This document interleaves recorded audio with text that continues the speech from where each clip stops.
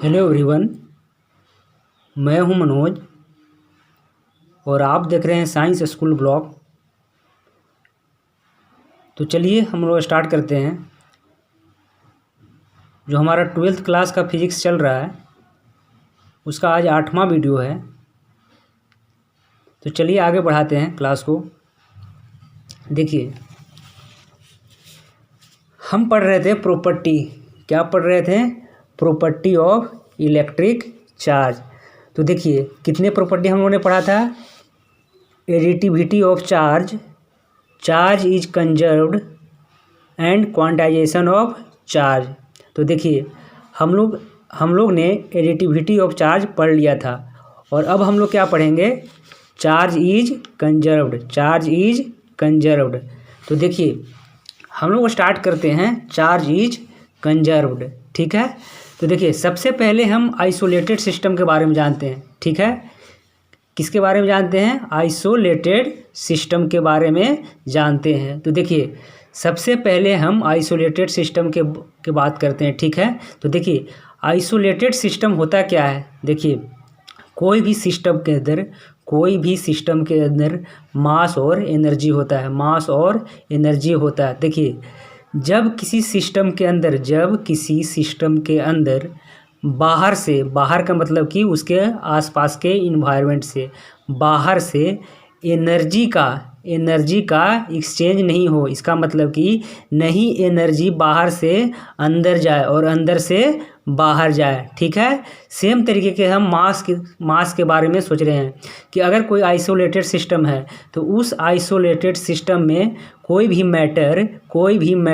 पदार्थ उस सिस्टम के अंदर नहीं जाए। किसके? आइसोलेटेड सिस्टम के अंदर नहीं जाए और नहीं आइसोलेटेड सिस्टम से बाहर मैटर आए। तो ठीक है, हम लोगों ने देख लिया कि आइसोलेटेड सिस्टम क्या होता है। ठीक है। अब हम लोग आगे बात करते हैं।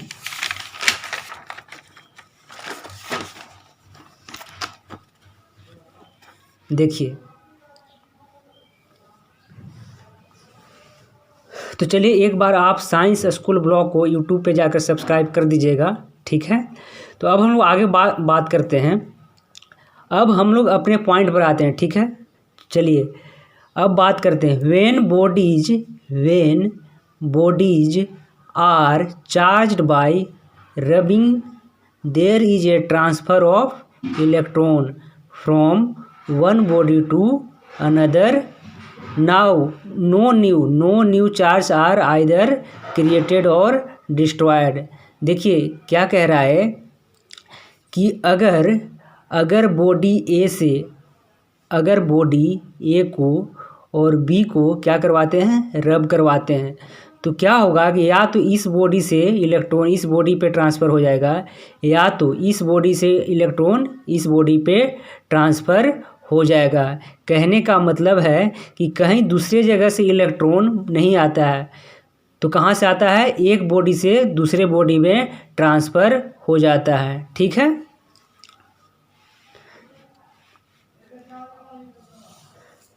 देखिए अगर दोनों बॉडी को रगड़े तो चार्ज का ट्रांसफ़र एक बॉडी से दूसरे बॉडी पर होता है। ऐसा नहीं है कि चार्ज कहीं और से आता है। ठीक है। नेक्स्ट पॉइंट है। देखिए चार्ज क्या है? वास्तव में चार्ज एक प्रकार की ऊर्जा है। ऊर्जा कहने का मतलब क्या है? एनर्जी है। क्या है? एनर्जी है। ठीक है। चार्ज एक प्रकार का एनर्जी है। ठीक है। अब हम लोग आगे बात करते हैं।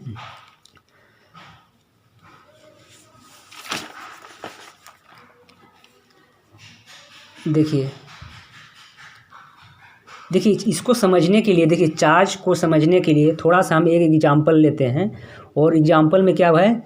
एग्जांपल में हमने एक कहानी बनाया है, उसको थोड़ा सा सुनिएगा। ठीक है। इसको समझने के लिए। ठीक है। देखिए जिस प्रकार चार्ज यानी आवेश एक प्रकार की ऊर्जा है। देखिए चार्ज क्या है? एक प्रकार की ऊर्जा है। चार्ज क्या है? यानी कि आवेश क्या है? एक प्रकार की ऊर्जा है। उसी प्रकार मनी यानी कि पैसा भी ऊर्जा है। चार्ज एक प्रकार की ऊर्जा, उसी प्रकार पैसा भी ऊर्जा है। इसलिए पैसा भी फ्री में नहीं आता है, ठीक है। पैसा भी एक आदमी से दूसरे आदमी तक ट्रांसफ़र होकर पहुंचता है, ठीक है। बात समझ गए कि जो मनी है, मनी क्या है, एक एनर्जी है। और एनर्जी कैसे आता है, एक आदमी से दूसरे आदमी को ट्रांसफ़र किया जाता है। यानी कि देखिए, एक आदमी क्या है, एक सिस्टम है, दूसरा आदमी भी क्या है, एक सिस्टम है। तो एक सिस्टम से दूसरे सिस्टम तक क्या होता है, एनर्जी का ट्रांसफ़र होता है, यानी कि पैसा का ट्रांसफ़र हो जाता है। तो पैसा क्या है, यहाँ पे एनर्जी है, ठीक है। समझ में आ गया होगा। तो चलिए आगे बढ़ते हैं। यानी एक आदमी पैसा देता है, यानी एक आदमी पैसा देता है और दूसरा लेता है, यानी एक का लॉस और दूसरे का प्रॉफिट होता है। चार्ज बॉडी की तरह देखिए, चार्ज बॉडी में क्या होता था, देखिए चार्ज बॉडी में क्या होता था, जब दो बॉडी को कांटेक्ट में रखते थे तो क्या होता था, एक पर से इलेक्ट्रॉन चला जाता था, यानी कि एक का तो प्रॉफिट होता था और दूसरा का लॉस हो जाता था। उसी तरह पैसा क्या है, पैसा भी एक क्या है, एनर्जी है, ऊर्जा है। जब एक आदमी दूसरे आदमी से पैसा लेता है तो एक का प्रॉफिट होता है और एक का लॉस होता है, ठीक है। चलिए आगे बढ़ते हैं।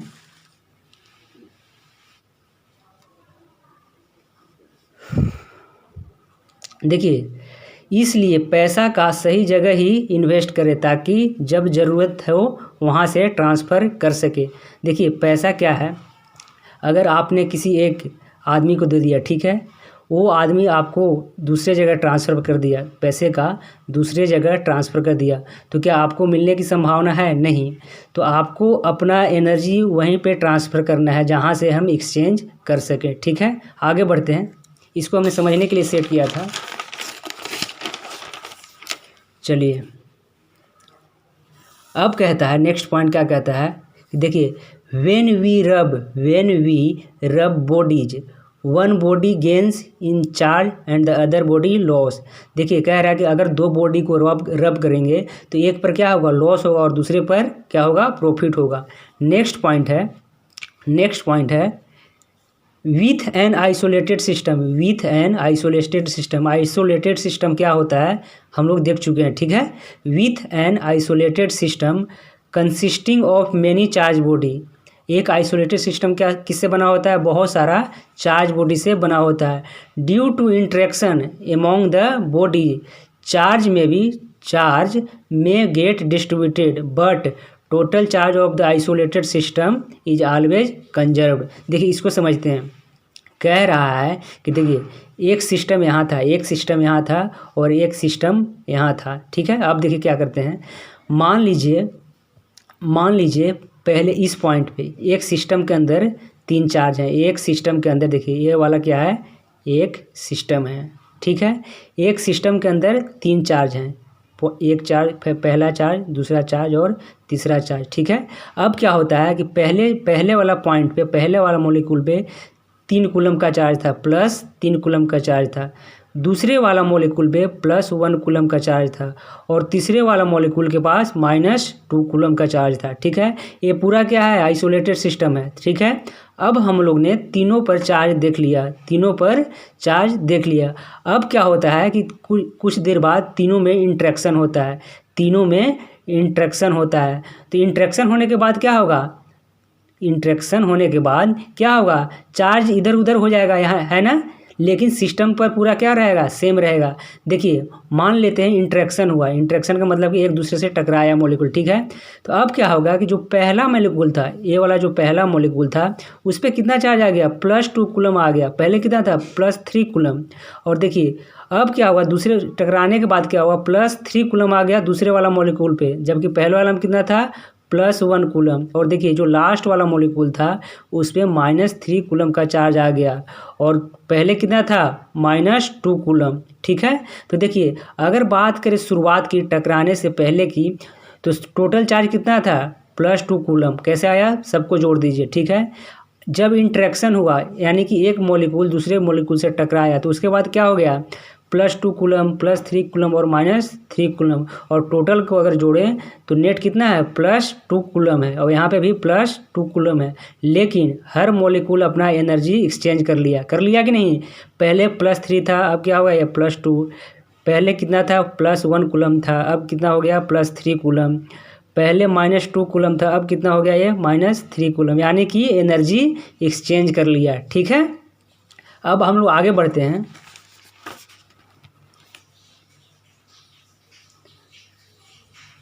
देखिए आगे आगे आगे की पॉइंट क्या कहता है, इट इज़ नॉट पॉसिबल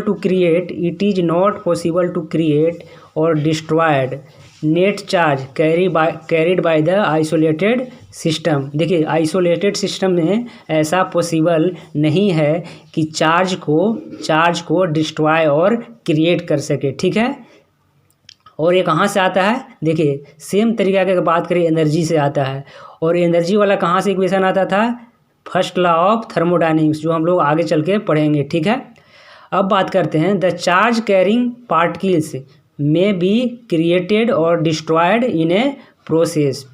ठीक है, sometimes nature creates charge particle, A neutron turns into proton and electron. देखिए चार्ज को तो ऐसे क्रिएट और डिस्ट्रॉयड नहीं किया जा सकता है, लेकिन प्रकृति क्या करती है, कभी कभी न्यूट्रॉन को किस में बदलती है, प्रोटॉन और इलेक्ट्रॉन में। ठीक है, तो देखिए हमने लिख रखा है कभी कभी प्राकृतिक रूप से न्यूट्रॉन है वो प्रोटॉन और इलेक्ट्रॉन में कन्वर्ट हो जाता है। ठीक है, क्या हो जाता है, कन्वर्ट हो जाता है।